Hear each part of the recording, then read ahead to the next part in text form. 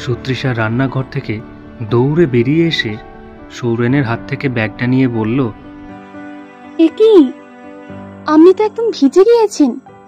আসুন, ঘরে আসুন, জামা কাপড় বদলে নিন।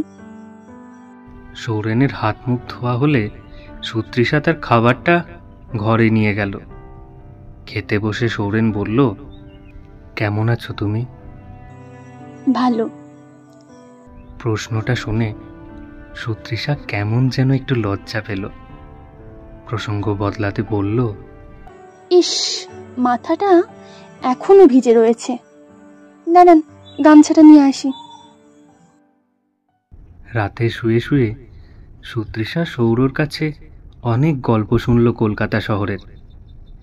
মাঝরাতে সুতৃষা খেয়াল করল সৌর না ঘুমিয়ে দক্ষিণ দিকের জানলাটার দিকে তাকিয়ে আছে।